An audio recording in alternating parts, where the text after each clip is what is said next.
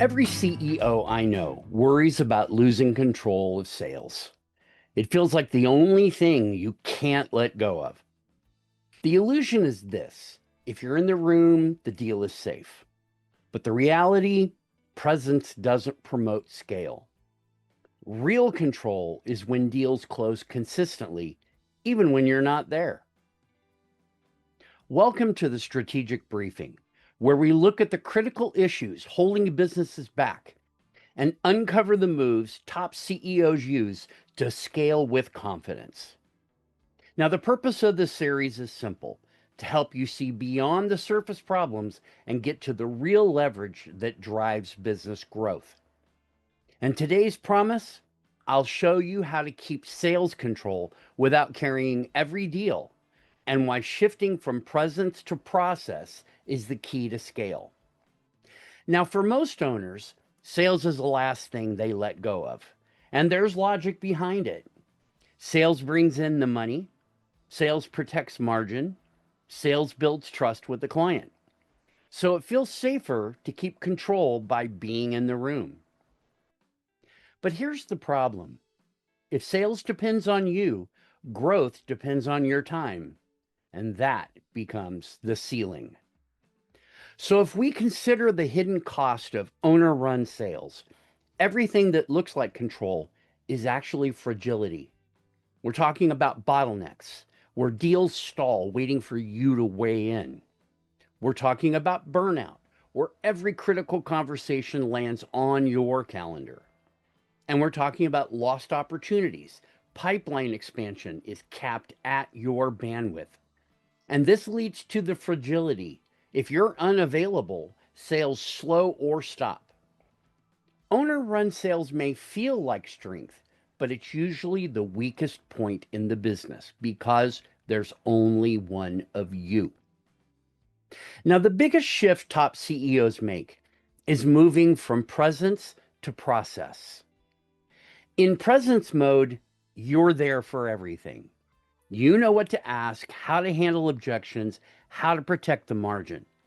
But if you step out of the conversation, deals wobble, some fall apart. Now let's take a look at process mode. In process mode, your team runs the conversation. Discovery follows a framework. Objections have answers, and margins are guarded by rules.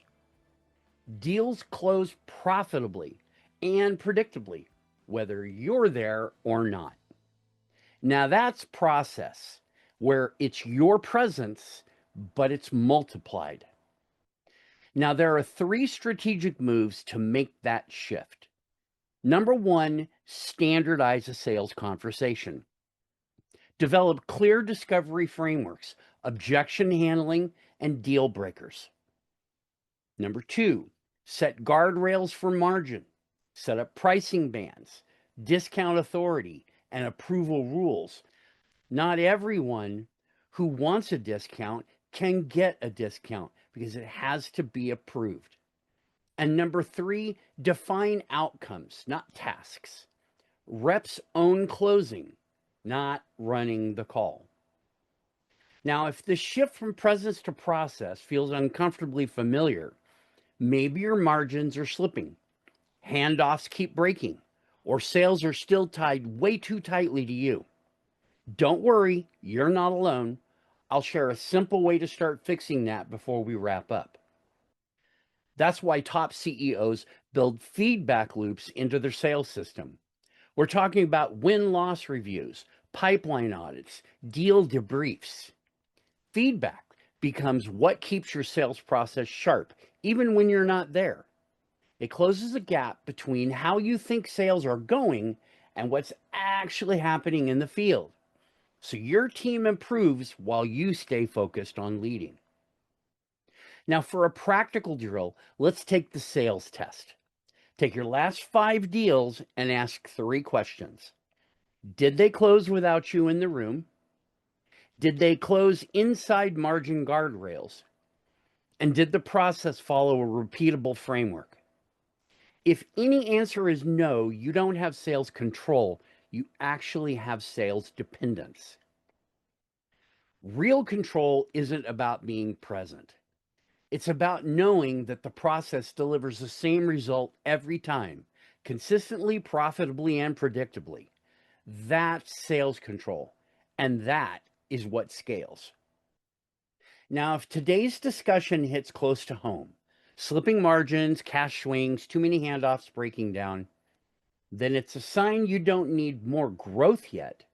You need stability at the foundation. That's exactly what our profit driven operations program was built for. To help, I've put together an overview of the program so you can see how it works and decide if it's right for you. Just click the link in the description and apply to join. Because if you're in every deal, you don't have control. You have dependence. And ultimately, that's the trap we're here to solve. So that wraps up this week's strategic briefing. The goal of these sessions is simple: to help you cut through surface problems and uncover the deeper moves that top CEOs use to scale with confidence. Remember, growth doesn't come from working harder. It comes from building the right frameworks that keep your business stable, profitable, and ready to scale. I'm Randy Bridges, and I'll see you again next week for another strategic briefing. Until then, stay focused, stay consistent, and keep building the business that doesn't just run, it scales.